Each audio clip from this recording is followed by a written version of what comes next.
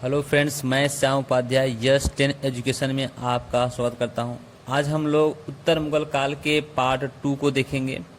इससे पहले अगर बात किया जाए, हम लोग उत्तर मुगल काल में जो इससे पहले वीडियो में पढ़े हैं तो देखे कि जहांदार शाह ने आमेर के राजा जयसिंह को जहांदार शाह ने मिर्जा की उपाधि दी तथा मालवा का सूबेदार भी नियुक्त कर दिया और साथ ही साथ मारवाड़ के राजा अजीत सिंह को महाराजा की उपाधि दिया और गुजरात का सूबेदार बना दिया जहांदार के समय में।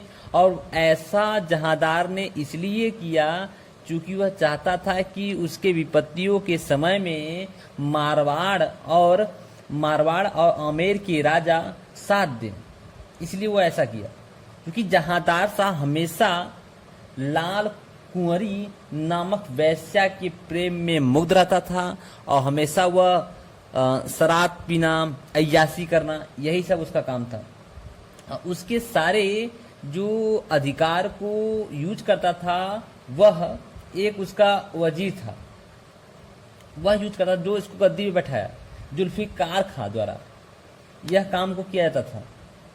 तो इसलिए जब वह जहांदार शाह की हत्या हुई, जहांदार शाह की हत्या हुई तो उसके बाद उसका अगला शासक मुगल का फर्रुखसियर को बनाया गया। और फर्रुखसियर को बनाने वाला कौन थे? तो वही सैयद बंधु जिन्होंने क्या किया था, इससे पहले जिसको राजा बनाया था उसको हटा के जहांदार शाह की हत्या करके अजीम उस शान के पुत्र फर्रुखसियर को राजा बनाते हैं। और फर्रुखसियर को राजा बनाने में अगर बात किया जाए कि फर्रुखसियर को राजा बनाने में सैयद बंधु कौन थे? ये सैयद बंधु भारतीय क्षेत्र के मुसलमान थे, भारतीय क्षेत्र के मुसलमान जो सैयद बंधु थे। और उस सैयद बंधु में दो भाई थे जो कि काफी अमीर, काफी उनके पास सैन्य व्यवस्था थी और भारतीय मुसलमान थे। उनका काफी जो है मुगलों के दरबार में, मुगलों के राजनीतिक में काफी हस्तक्षेप था। एक का नाम था अब्दुल्ला खां और दूसरे का नाम था हुसैन खां। अब्दुल्ला खां और हुसैन खां दो यह सैयद बंधु थे। वे क्या करते हैं, जहांदार शाह की हत्या करके और अजीम उस शान के पुत्र को फर्रुखसियर को क्या करते हैं, मुगल साम्राज्य का राजा नियुक्त करवा देते हैं। जब मुगल साम्राज्य का राजा नियुक्त करवा देते हैं तो क्या होता है आगे चल के, जो फर्रुखसियर था, फर्रुखसियर में सी लगा है, इसलिए फर्रुखसियर क्या करता है, अपने समय में जय सिंह को सवाई की उपाधि दिया। जबकि जहांदार शाह ने जय सिंह को, जहांदार में ज लगा है इसलिए जय सिंह ने मिर्जा की उपाधि दी और फर्रुखसियर में स लगा है इसलिए फर्रुखसियर ने उसी जय सिंह को सवाई की उपाधि प्रदान की। इसलिए इनको क्या बोला गया, सवाई राजा जय सिंह मिर्जा बोला गया। अब फर्रुखसियर इनके इस प्रभाव, सैयद बंधुओं के प्रभाव से खुश होकर इनको अलग अलग पद दे दिया। अब्दुल्ला खां था उसको वह वजीर नियुक्त कर दिया, अपने यहाँ का वजीर नियुक्त कर दिया। और हुसैन खां जो था उसको बना दिया मीर बख्शी के पद पे बैठा दिया। अब्दुल्ला खां को वजीर और हुसैन खां को मीर बख्शी के पद पे बैठा दिया। और इसके बाद फर्रुखसियर के सारे पावर को अब्दुल्ला खां और हुसैन खां यूज करने लगे। अब होता क्या है, अब यह फर्रुखसियर जो था इसका जो है अधिकार क्षेत्र धीरे धीरे कम होने लगा और उस राज क्षेत्र में ज्यादातर किसका चलने लगा, और यह सैयद बंधुओं का। और यही फर्रुखसियर के ही समय में 1717 ईस्वी में शाही फरमान, अंग्रेजों का मैग्ना कार्टा जिसे कहा जाता है, वही शाही फरमान फर्रुखसियर ने किसको दे दिया, अंग्रेजों को, ईस्ट इंडिया कंपनी को 1717 ईस्वी में शाही फरमान दिया। अर्थात 3000 रुपए वार्षिक लेकर बंगाल क्षेत्र को दे दिया तथा 10,000 का वार्षिक क्षेत्र लेकर जो है गुजरात को और मुंबई क्षेत्र को दे दिया तथा मुंबई में अंग्रेजों के सिक्के जारी करने का भी आदेश दे दिया। यह अंग्रेजों का सबसे पहला जो फरमान था, जो कि ऐसा, इससे पहले क्या हुआ करता था कि अंग्रेजी सेना को कुछ भी सामान लेना पड़ता था तो उनको इसके बदले राजा जो हुआ करते थे उनको टैक्स चुकाना पड़ता था। लेकिन अब क्या हुआ कि राजा स्वयं ही कुछ पैसे लेकर उसे, जैसे बोला जाता है कि एक ठेकेदारी, कि आप मुझे इतना पैसा दो, इसके बाद आप चाहे जितना उससे वसूल करो। तो यह हुआ, शाही फरमान जारी हुआ किसके समय में? फर्रुखसियर के समय में। 1716 ईस्वी में जो सिक्कों के जो अब तो गुरु का पद बंद हो गया था, सिक्कों के जो अगले देख रेख करते थे अर्थात बंदा बहादुर जो है, इनको फांसी की सजा दे दी गई 1716 ईस्वी में।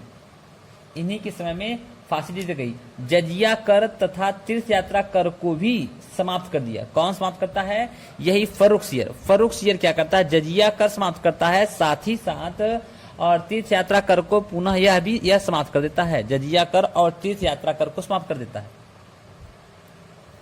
अब सोचिए, जजिया कर को समाप्त कर दिया, तीर्थ यात्रा कर को समाप्त कर दिया। अब फर्रुखसियर को यह लगने लगा कि जिस प्रकार से अगर बात किया जाए कि जिस प्रकार से वो अगले जो इससे पहले जो राजा हुए उनको सैयद बंधुओं द्वारा तो राजा तो बनाया गया, सैयद बंधु द्वारा राजा बनाया गया और उनकी सत्ता को सैयद बंधु खुद चलाता था। अब उसको पता लगा कि मेरी भी हत्या इन्हीं सैयद बंधुओं द्वारा अब्दुल्ला खां और हुसैन खां द्वारा कर दिया जाएगा। इसलिए यह पहले से ही प्लानिंग करता है उसको मारने का पहले से ही प्लानिंग करता है। लेकिन सैयद बंधुओं को फर्रुखसियर के षड्यंत्र के बारे में पता चल जाता है। तो सैयद बंधु क्या करते हैं? मराठा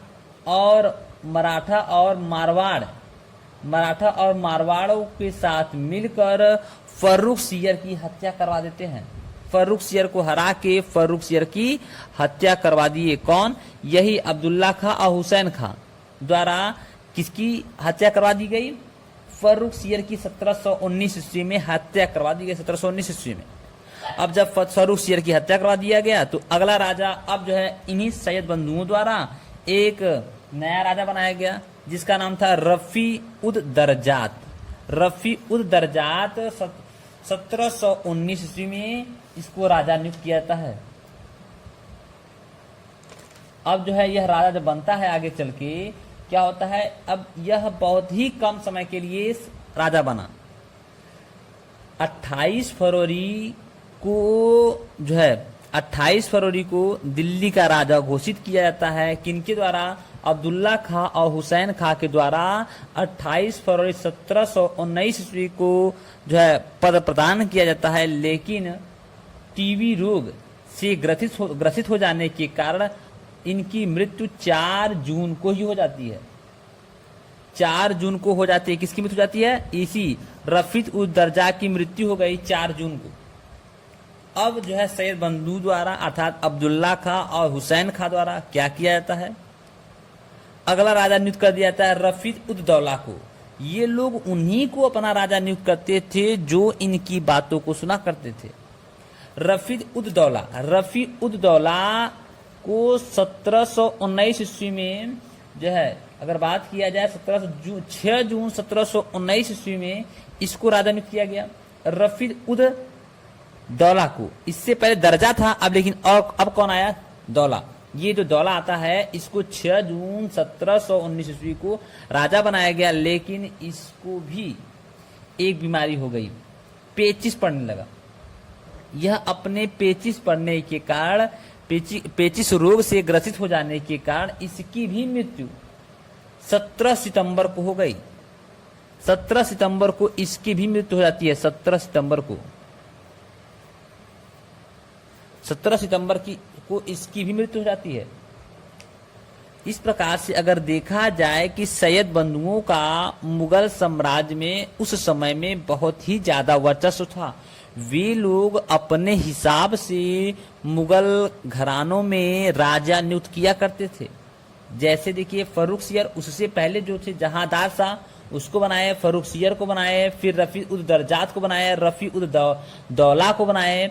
और इस प्रकार से अगर देखा जाए अब जो है जब इसकी मृत्यु हो जाती है, रफीद उद दौला की मृत्यु हो जाती है, तो अब सैयद बंधुओं द्वारा अर्थात अब्दुल्ला खां और हुसैन खां द्वारा मोहम्मद शाह को 1719 ईस्वी में मोहम्मद शाह को, जिसको रंगीला बादशाह भी कहा जाता है, इसको गद्दी पे बैठाया गया।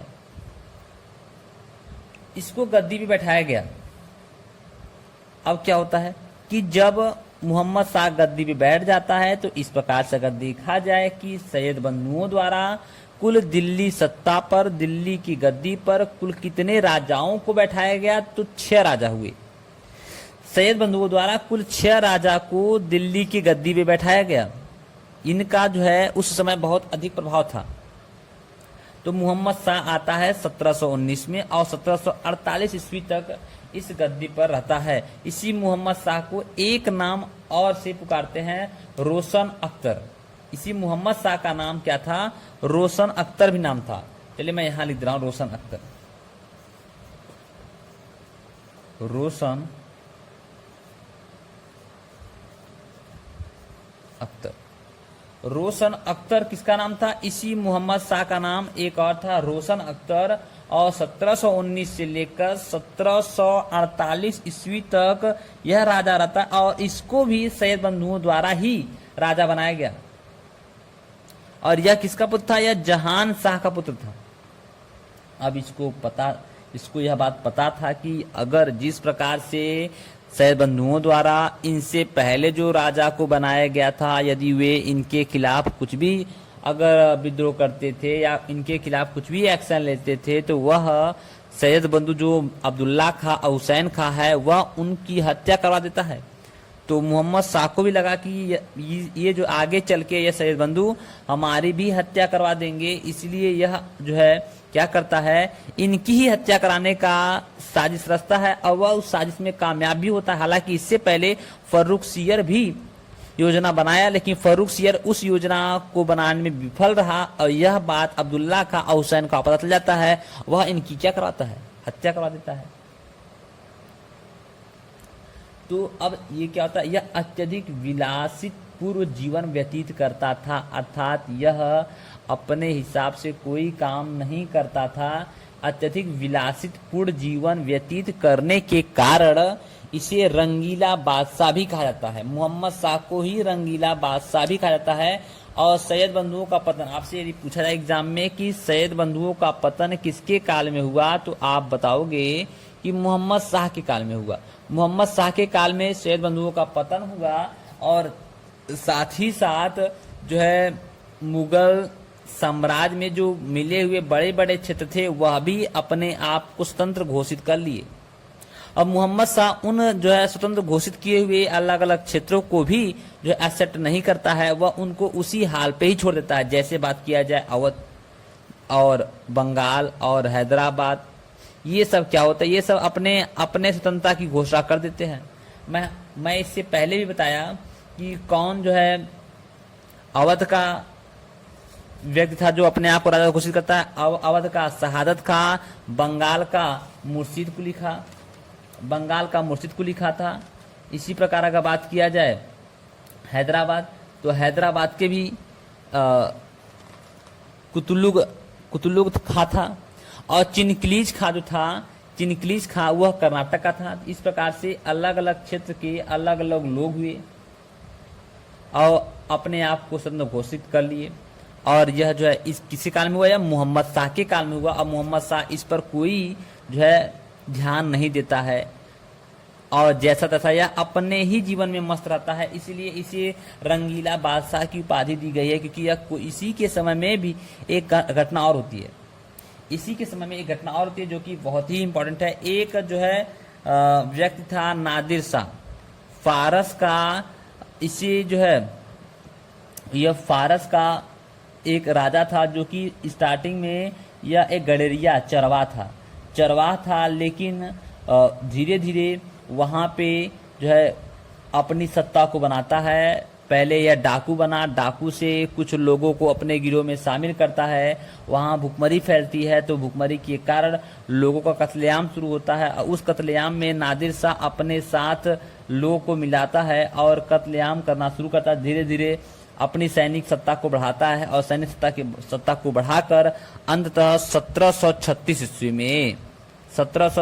में पूरे उस फारस पर अधिकार कर लेता है। और फारस पे अधिकार करने के बाद, क्योंकि वहां पे जो है धन की कमी थी, वहां पे सूखा पड़ा करता था, और जो है नादिर शाह एक बहुत ही क्रूर और कठोर व्यक्ति था, क्योंकि इसके माता पिता की मृत्यु बचपन में ही हो चुकी थी। यह उनके जो है इस घटनाओं को देखकर अत्यधिक कठोर हो चुका था, और आगे चल के यह नादिर शाह 1739 ईस्वी में भारत पर भी आक्रमण करता है। 1739 ईस्वी में नादिर शाह भारत आक्रमण किया।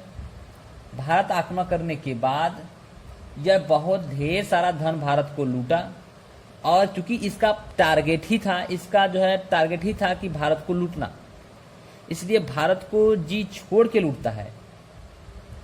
लेकिन लूट के ये जा रहा था। अब इसी नादिर शाह को एक नाम और से पुकारते हैं। इसी नादिर शाह को अगर बात किया जाए, यहाँ लिख दिया जाए नादिर शाह को, या यही मैं लिख दे रहा हूँ, नादिर शाह को ईरान का नेपोलियन कहा जाता है। ईरान का नेपोलियन, ईरान का नेपोलियन किसे कहा जाता है? इसी नादिर शाह को। तो क्या करता है यह? 1739 ईस्वी में भारत पे पहुंचता है, और भारत पे जब पहुंचा तो अब इसका, चूंकि मोहम्मद शाह को यह खबर दी जाती है कि नादिर शाह जो है वह भारत पे आक्रमण करने के लिए आ रहा है, लेकिन फिर भी मोहम्मद शाह चूंकि अपने लाइफ में कभी भी यह युद्ध नहीं लड़ा था, क्योंकि यह केवल और केवल अपने राजपाट में मस्त रहता था, अपने रानियों के साथ या अपने यह अय्याशी करना, उसी में मुग्ध रहता था, कभी यह युद्ध नहीं लड़ा। इसीलिए जो है इसकी युद्ध करने की चेष्टा भी नहीं थी, लेकिन लोगों के दबाव के कारण नादिर शाह से युद्ध लड़ने गया। तो नादिर शाह से मोहम्मद शाह की लड़ाई होती है, और उस युद्ध को करनाल का युद्ध कहा जाता है। उस युद्ध को क्या कहा जाता है? करनाल का युद्ध। तो करनाल का युद्ध कहा जाता है इसी युद्ध। तो इस युद्ध को करनाल का युद्ध कहा जाता है। किसके किसके भी लड़ा गया करनाल का युद्ध? मोहम्मद शाह और नादिर शाह के बीच 1739 में लड़ा गया युद्ध क्या कहलाता है?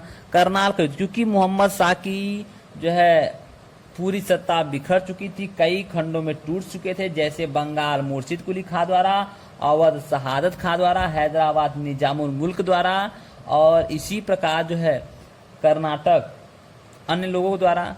तो बंगाल, अवध, हैदराबाद के जो क्षेत्र के जो सूबेदार थे, मुर्शिद कुली खां, शहादत खां, ये सब मदद करते हैं, लेकिन फिर भी नादिर शाह के सामने मोहम्मद शाह की सेना और जो है मुर्शिद कुली खां, शहादत खान, निजामुल मुल्क, इन सभी की सेना नहीं टिक पाती है, और यह जो है जीत जाता है। नादिर शाह क्या करता है? करनाल के युद्ध में नादिर शाह जो फारस से आया था, नादिर शाह वह जीत जाता है। और चूंकि इसका टारगेट था कि क्या करना? अत्यधिक धन को लूटना। इसका टारगेट था अत्यधिक धन को लूटना। और अब यह बात पता चलती है मोहम्मद शाह को। मोहम्मद शाह कहता है चलो ठीक है भाई, अगर आपको धन ही चाहिए मैं देने के लिए तैयार हूं। कुछ धन देकर मोहम्मद शाह कुछ धन देकर जो है नादिर शाह को मिला लेता है, और नादिर शाह जाने के लिए तैयार भी हो जाता है। नादिर शाह जाने के लिए तैयार हो जाता है, लेकिन फिर जो है इसको एक व्यक्ति ने रोक लिया, और वह व्यक्ति था शहादत खां। शहादत खां इसलिए रोक लेता है क्योंकि शहादत खां को उस दिल्ली की गद्दी का लालच था। दिल्ली की गद्दी के लालच के कारण शहादत खां ने क्या किया, जो है इसको बोला कि आप जो है यहीं से वापस न जाइए, आप अगर दिल्ली पे आक्रमण करते हैं तो मैं जो मोहम्मद शाह के द्वारा धन दिया जा रहा है उससे भी कई गुना धन मैं आपको दूंगा, कई गुना धन दूंगा। तो यह बात नादिर शाह को पता चलती है। तो नादिर शाह सोचता है कि यह अगर ये बात है भाई, तो मैं काहे यहीं से लौट जाऊं, आगे ना आक्रमण करूं। तो आक्रमण जो है यह मोहम्मद शाह के इस संधि को ठुकरा के दिल्ली पर आक्रमण कर देता है, और मोहम्मद शाह के सभी क्षेत्रों को अपने अंडर में कर लेता है, और दिल्ली के आसपास में जो लोग क्षेत्रीय लोग थे उन सभी जगहों पर ये अपना कब्जा जमा लेता है। लेकिन एक घटना में क्या होती है कि एक घटना में यह होती है, पता चलता है कि यह अफवाह फैल जाती है कि नादिर शाह मारा गया। तो और जो वहाँ के लोग थे, जो ग्रामीण क्षेत्र के लोग थे, जो दिल्ली आगरा के लोग थे, वे नादिर शाह के सैनिकों को दड़ा दड़ा के मारने लगते हैं, उनकी हत्या करने लगते हैं। तो यह बात नादिर शाह को पता चलती है। नादिर शाह अपने आप को जिंदा साबित करने भी गया था कि मैं जिंदा हूँ, मैं अभी जीवित हूँ, लेकिन लोगों के दिमाग में लोग जो है इसको मानने से इनकार कर देते हैं। इसलिए नादिर शाह अत्यधिक क्रोधित होता है। नादिर शाह अत्यधिक क्रोधित होता है, इसलिए क्या करता है, वह दिल्ली में कत्लेआम करने का आदेश दिया। नादिर शाह जो है दिल्ली में, पूरे दिल्ली में कत्लेआम करने का आदेश दिया और यह छूट दे दिया कि सैनिक जिस तरीके से चाहे इन लोगों के साथ उस तरीके से व्यवहार करे। तो नादिर शाह का सैनिक दिल्ली के आसपास के क्षेत्र में जो महिलाएं थी उनका जो है शोषण करना और बच्चों और नवयुवकों की हत्या करना शुरू कर देते हैं। यहाँ तक माना जाता है कि इतने लोगों की हत्या की गई उस 57 दिनों में, क्योंकि नादिर शाह पूरे दिल्ली पर 57 दिन तक रुका और इतने कत्लेआम किया कि हर गलियों में केवल और केवल लाशें ही दिखने लगी। और यहाँ से जब जाते जाते अंततः वह जाने का निर्णय करता है, लेकिन जाने के निर्णय के लिए वह मानता है कि अब जो है आप कुछ मुझे और दो। तो मोहम्मद शाह अपनी पुत्री का विवाह उसके पुत्र से करवाता है। तो जाके नादिर शाह शांत होता है और यहाँ से जाने के लिए बोलता है।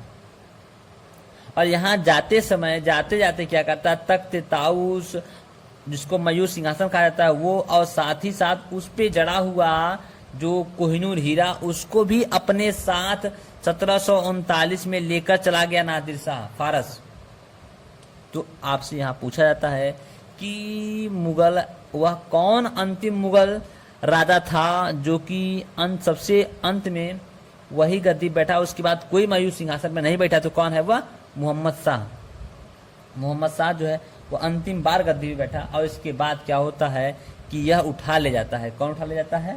आपका नादिर शाह, और ढेर सारे धन लूटा। और जाते जाते जब वह बोलता है शहादत खां से, जिन्होंने उसको दिल्ली पर आक्रमण करने के लिए बोला था कि आप आक्रमण करो, मैं आपको ढेर सारा धन दूंगा, उससे मांगता है। तो यह जो है शहादत खां के पास, चूंकि वह वजीर था छोटा सा, उसके पास कोई धन नहीं था। जब उसके पास कोई धन नहीं था शहादत खां के पास, जब शहादत खां के पास कोई धन नहीं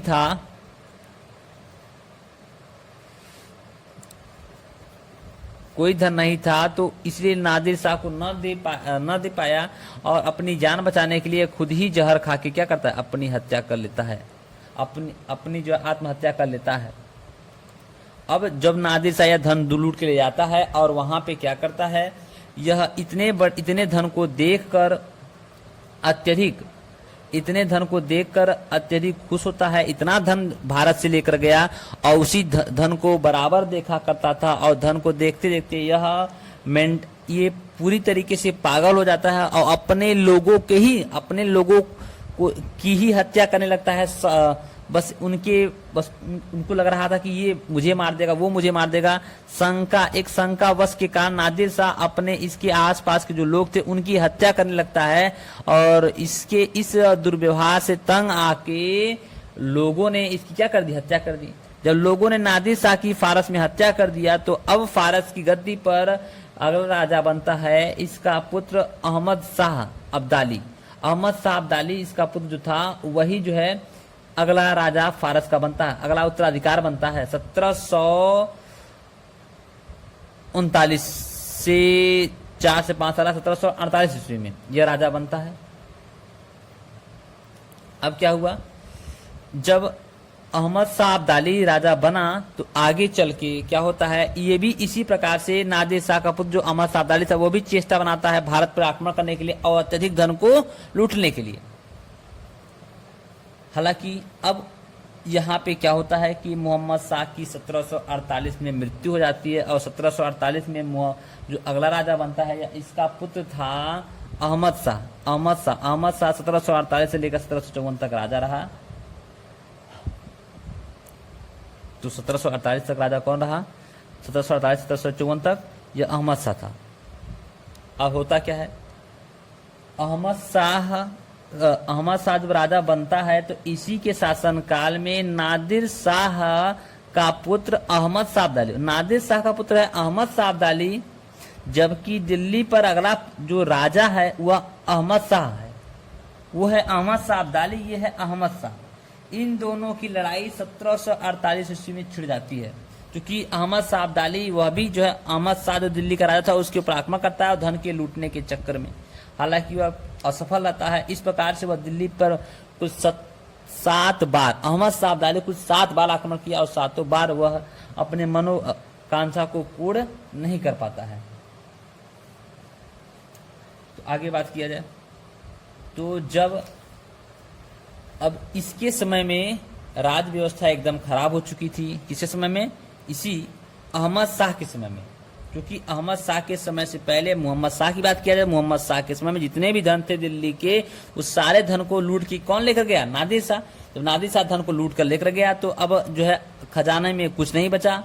अब अहमद शाह अब्दाली जब गद्दी बैठा तो उसके समय में खजाने पर कुछ न होने के कारण इसकी जो है अपनी कुछ मजबूरी थी। अब यह सैनिकों को कैसे चलाता उसके लिए जस्ट हम अब अगले वीडियो में देखेंगे।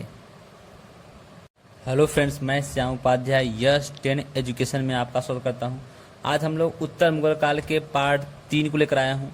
इसमें जो है अब इससे पहले अगर बात किया जाए, हम लोग बात किए थे नादिर शाह आक्रमण किया भारत पे। उसके बाद वह जाते समय भारत से तख्त ताउस, कोहिनूर हीरा और ढेर सारे धन को अपने यहाँ लेकर जाता है और वहाँ उसी धन को बार बार निहारता था और जो है लोगों को, उसके अपने ही लोगों के ऊपर शंका हो गया कि लोग हमारी हत्या कर देंगे, हमारे धन को छीन लेंगे और अपने लोगों की ही हत्या करने लगा। और इसके इस दुर्व्यवहार से इसके ही लोगों ने नादिर शाह की क्या कर दी, हत्या कर दी।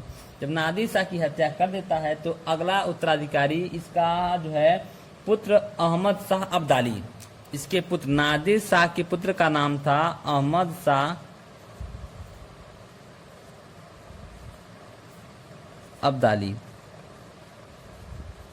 यह गद्दी बैठा और ये कैसे प्राप्त हुआ था, यह एक जो है इसका पुत्र था अहमद शाह अब्दाली। अहमद शाह अब्दाली क्या था, इसका पुत्र था और इसके बाद उसका उत्तराधिकारी कौन बना, नादिर शाह के बाद ये। अब इसकी भी इच्छा जागी कि जो है मैं भी भारत पे आक्रमण करूंगा और वहां से ढेर सारे धन को लूट के लाऊंगा। तो इस प्रकार से अगर देखा जाए तो कुल ये 7 बार आक्रमण करता है और 7 बार इसको अपने आवश्यकता अनुसार धन नहीं प्राप्त होते हैं और यह हार जाता है, अंततः इसकी मृत्यु हो जाती है। चलिए, तो अहमद शाह अब्दाली जो है आक्रमण किसके काल में किया है, किसके काल में किया, अहमद शाह के काल में। तो आपको दोनों जगह अहमद दिखेगा, यहाँ भी अहमद है और यहाँ भी अहमद है। यहाँ अहमद शाह अब्दाली है और यहाँ अहमद शाह है। यहाँ अहमद शाह अब्दाली जो है ये फारस का था और ये अहमद शाह मुगलों का जो है अगला राजा है। 1748-1754 तक रहता है। इसके समय में कुछ 7 बार अहमद शाह अब्दाली आक्रमण करता है और 7 बार यह क्या रहता है, विफल रहता है। अब देखिए, अगर बात किया जाए अहमद शाह जो मुगल सत्ता को संभाल रहा था, इसकी सत्ता इतनी छिड़ हो चुकी थी कि इसको अपनी सत्ता को संभालने के लिए, अपने सैनिकों को धन, उनके वेतन को देने के लिए अपने ही जो है राजकोष में जो पुराने सोना चांदी हीरे जवाहरात बचे हुए थे उन्हीं को देना पड़ता था। अपने राज घराने के चीजों को ही बेचना पड़ता था, क्योंकि इसके पिता के समय में जो थे, जो इसके मोहम्मद शाह थे, उनके समय में नादिर शाह आया और यहाँ से धन को लूट के लेकर गया। तो इसके पास कुछ नहीं बचा, इसका सारा खजाना कंगाल था। तो इसको अपनी जागीरें ही बेचकर तो सैनिकों को चलाना पड़ेगा। सैनिकों को वह चलाया, हालांकि यह सैनिकों को कुछ दिन तक चलाता है। बाद में क्या होता है कि अहमद शाह ने अवध के सूबेदार को अपना वजीर नियुक्त कर देता है, जिसका नाम था सफदरजंग।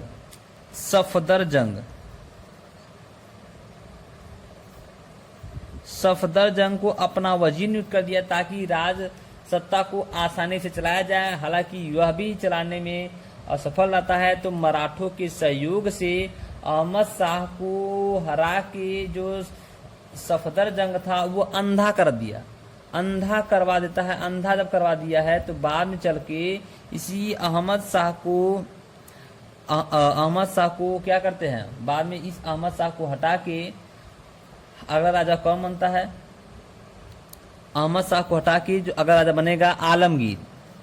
आलमगीर 1754 से लेकर 1758 तक राजा रहता है।